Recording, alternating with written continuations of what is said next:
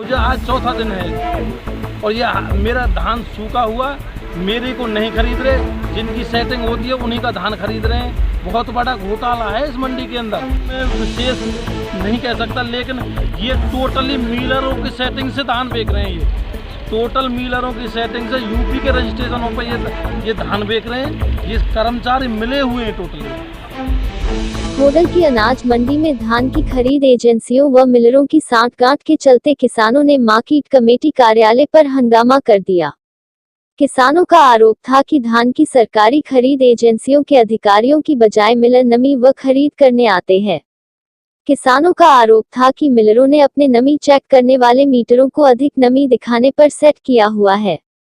अनाज मंडी में 4 दिन से अपने धान की फसल की सरकारी खरीद को लेकर मंडी में पड़े किसानों का सब्र का बांध उस समय टूट गया जब मंडी सरकारी खरीद में शामिल मिलरों ने किसान की फसल को नमी बताकर सरकारी खरीद से बाहर कर दिया। फसल में नमी की बात सुनकर आधा दर्जनों किसानों का गुस्सा 7वें आसमान पर आ गया और किसान ब्रजभूषण, राजवीर, शेर सिंह, राम लोटन, हरिश्चंद्र करतार अपनी फसल का सैंपल लेकर मंडी में सचिव दीपक कुमार के कार्यालय में पहुंच गए और हंगामा शुरू कर दिया, जिसको बाद सचिव व खरीद एजेंसी के अधिकारी किसान की फसल के पास पहुंचे। उनकी फसल की नमी को चेक करने के बाद अलग अलग मशीनों में नमी अलग अलग आने के बाद किसानों की फसल की खरीद हो सकी। किसानों ने प्रशासन से धान की फसल में मिलरों द्वारा किए जा रहे घोटाले का खुलासा करने की मांग की है।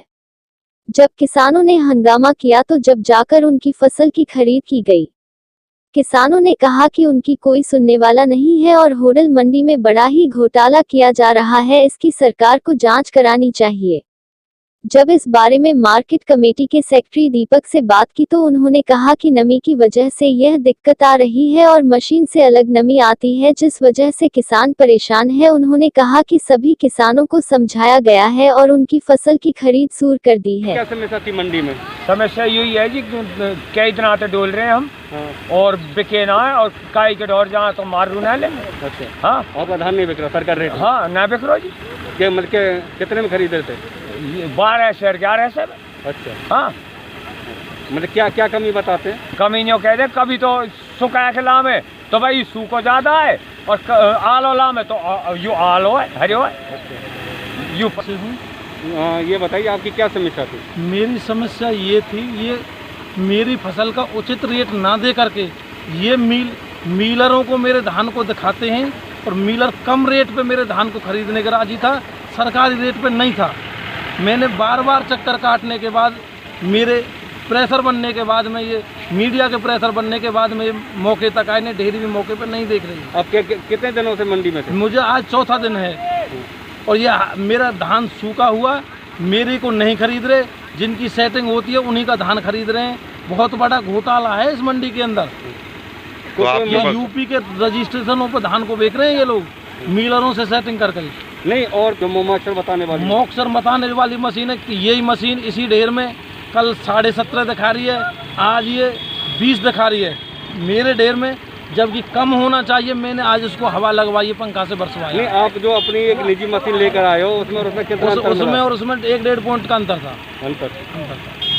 मैं विशेष नहीं कह सकता, लेकिन ये टोटली मिलरों की सेटिंग से धान बेच रहे हैं। ये टोटल मिलरों की सेटिंग से यूपी के रजिस्ट्रेशनों पर ये धान बेच रहे हैं। ये कर्मचारी मिले हुए हैं टोटली। कहा जा रहा है वो तो मशीन है मोक्सर की, फिर भी 17-18-19% है। तो मैंने एफेड वाले डीएम साहब से भी बात की है और इनके मैनेजर को भी बोला है कि 18-19-20 की जो डेयरी हो उसको थोड़ा सा पलटी करा के और थोड़ा सा झाड़ना लगवा के उसको ले लिया जाए, ताकि किसान को कोई दिक्कत ना हो। अगर 20 से ऊपर है तो चलो थोड़ा सा और अच्छी तरह सुखवा लें, लेकिन 18-19 की डेयरी को ले लें, क्योंकि उसको तो मैंने इनसे कहा है कि भाई भरने के दौरान भी मोस्टली इतना तो कम हो जाता है 1-2% का, तो आगे से मैं ध्यान रखूँगा कोई समस्या ना हो किसान भाइयों।